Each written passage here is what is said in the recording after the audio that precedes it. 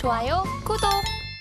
GTX는 발표를 멋있게 했는데 아시는 바와 같이 GTX-A가 뭐 개통하니 막 이러잖아요. 네. GTX-A가 수소 동탄선 개통한다고 뉴스 막 떴잖아요. 여러분 KTX하고 하나 또 뭐가 있죠? SRT가 네. 있죠. 네. SRT 수소 동탄 구간이 있잖아요.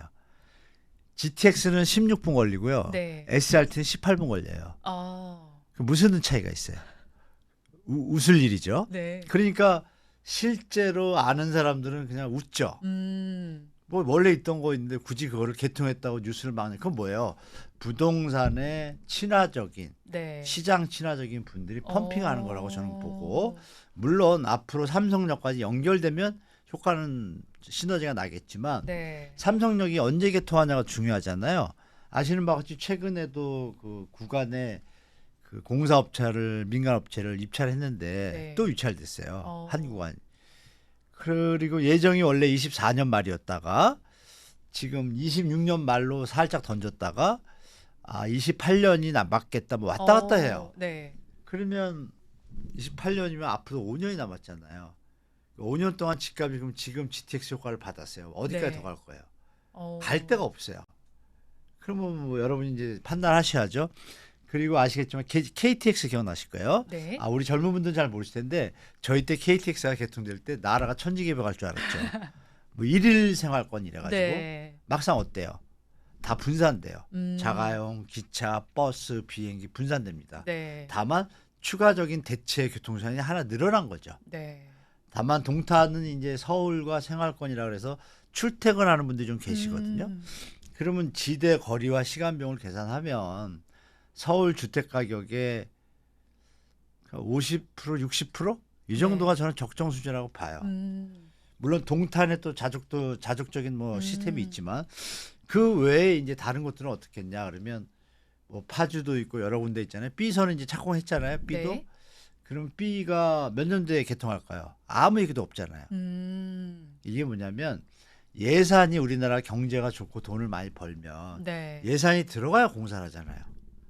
여러 가지 문제들이 지금 노출은 안 되고 네. 그냥 GTX만 노출된 거예요. 어. 이런 부분을 여러분들이 너무 장밋빛만 갖지 마시고 네. 제가 죽기 전까지는 GTX 완공되는 건 다 못 볼 것 같아요. 100%. 네. 장담하는데 그 얘기 뭐냐면 지금 막 들썩인다고 해서 시장을 너무 급하게 쫓아가시거나 네. 급하게 자기 주택 가격, 만약에 제가 지금 팔려고 준비하다가 GTX 호재가 터졌어요. 네. 근데 4억이던 게 호가 5억으로 올랐거든요. 5억 5천 될 것 같아. 네.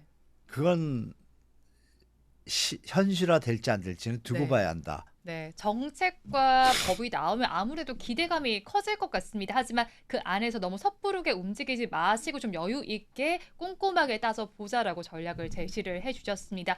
자, 그리고 과거와는 사실 좀 부동산을 선택할 때 기준이 달라진 것 같습니다, 교수님. 과거에는 학군지 중심으로 좀 움직였다 하면 요즘에는 뭐 생활 인프라라든지 직주 근접을 우선으로 하는 것 같아요. 네네. 그래서 이제 앞서서 말씀을 해주셨던 GTX의 경우에도 이 이야기가 나오면서 사실 동탄 신도시에서는 22억 난리 아파트 났죠. 거래가 좀 확인이 됐던 바 있잖아요. 이 GTX에 따라서 이제 부동산 시장에 득과 실이 어느 정도 있을 것 같은데 방금 교수님 말씀을 들어보면 뭐 크게 나타나진 않을 것 같습니다. 어떤 현상이 나타날까요? 우리 시청자분 중에 네. 그쪽에 집을 가지고 계시면 저를 좀 안티하실 것 같은데 저는 이제 객관적으로 좀 말씀드릴게요.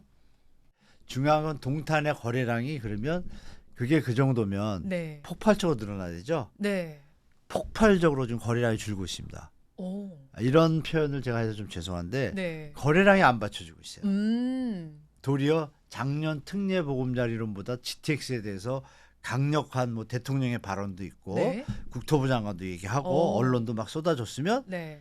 GTX발 호재가 말씀 주신 대로 푹 가야 되잖아요. 네. 그렇지 않습니다. 오. 오늘 제가 거래된 걸 보니까 반 정도는 마이너스로 거래되고 네. 마이너스가 있을 수가 없죠. 그렇게 호재면. 그렇죠? 그렇죠. 그러니까 시장에 여전히 뭐 이런 표현이 적절한지 모르지만 이렇게 날아다니는 기러기 말고 네. 뭐 언론을 갖다 100% 퍼펙트하게 좋은 점, 나쁜 점, 중간에 고쳐라 이걸 같이 기사를 쓰지 않고 네. 좋은 면만 써가지고 예전에 어. 영끌 완 시절이 그런 게 좀 많았잖아요. 네. 약간의 그런 어떤 낚시성이 아닌가.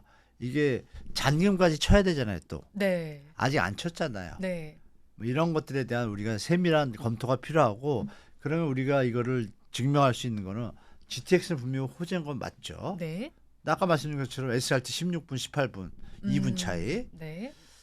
그럼 그게 과연 이게 갑자기 15억대가 20억으로 폭등할 수 있는 수준인가?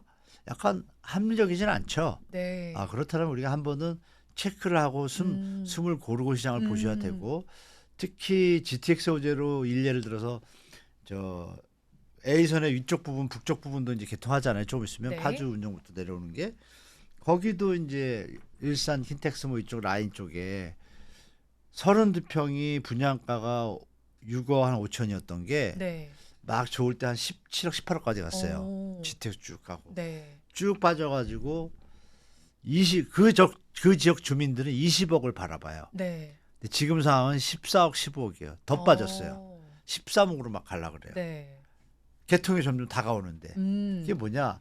개통이 다가오는데 거기에 가서 살 사람이 10명이고 네. 팔 사람이 1명이면 오를 수 있겠죠. 반대예요. 아.